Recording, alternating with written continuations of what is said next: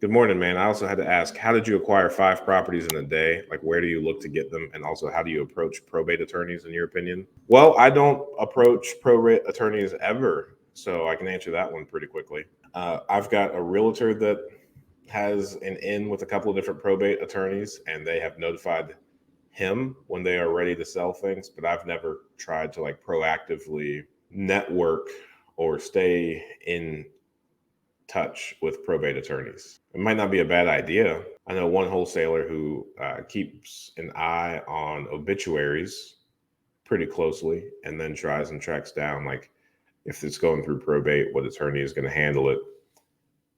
So that's definitely a good way to get great deals, but it's not something that I've ever done. And then how did I buy five properties in a single day? I made a video called The Seven Streams of Deal Flow, in which I outlined just like all the different ways that we regularly find deals. And I had a business coach for a while, and one of the big things that he really encouraged people to do is always have some sort of like lead generation or some sort of stream of new leads finding your business. And he always advocated to have a minimum of seven of these streams constantly working. And his whole point was, if you don't have those seven streams of lead generation actively working in the background for you, then your business is likely going to start declining sooner or later. And when it comes to all things sales, lead generation, it's really a numbers game. So, I like pretty much all I do all day, every day is look at deals. And I've had some good laughs with this about my wife and some good friends lately. And that's that, I enjoy what I do so much that, part of what I do to relax is look through Zillow and Trulia. I am always in the market, monitoring the market, looking at new properties listed, and three to four other people are constantly monitoring it as well, as potential deals to kind of send our way. Always looking for deals. I would recommend, I'm not going to try to recap it now, but I would recommend going back and watching that seven streams of deal flow video. And then I would also say that one of the things about investing in single family homes is it's a different it's a different scenario each time you buy a home, right? There's always different variables and factors at play. But for the most part, it really comes down to just the same math problem. And I was kind of reflecting this past week in that, I've talked to a couple of different guys where they want to go out and do different things. They've tried to tackle different deals, apartment complexes, building new communities like rent to own, getting into like different industries. And it's really easy to get kind of distracted and want to kind of add some variety. But I mean, at the end of the day, I would kind of categorize what I do as like solving the same math problem every single day, multiple times. Like the formula is the same, the actions to take on each deal are exactly the same. And it's really kind of monotonous after a while.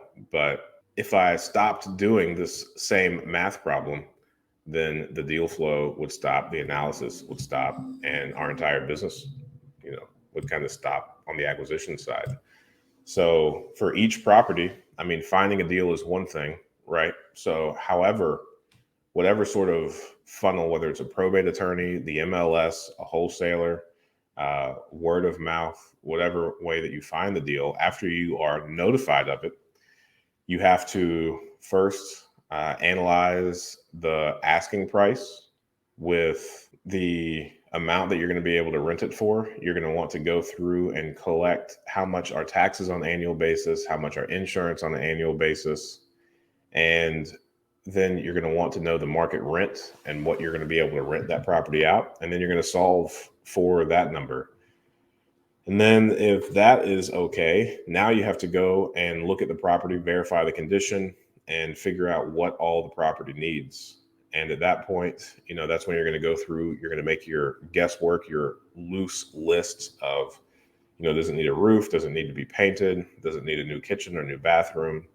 And there you just start solving for that formula. And I believe the appropriate formula to buy a property is purchase price plus rehab costs are equal to or less than 75% of the after repair value. Once you figure out how much the property is going to be worth if it were in pristine condition on the market, what I do, which I get that is not possible in all markets, but it's still extraordinarily possible here, is you back off to 75% of that value. So if the property, for easy numbers, is worth $100,000, you're going to immediately know that you're not going to pay more than $75,000 for that.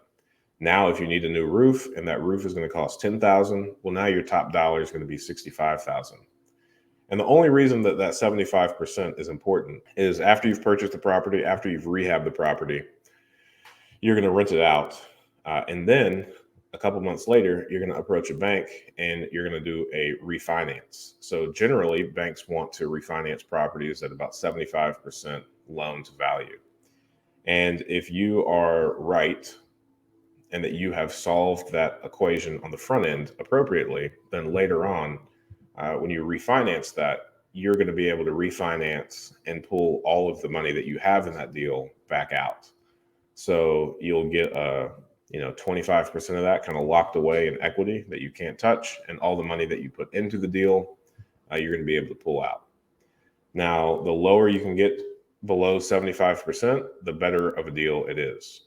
And if you are all in at, say, 50% of the appraised cost, then you'll be able to pull some money out. So when you refinance with a bank, you might walk away from the closing table with, a couple grand in your pocket.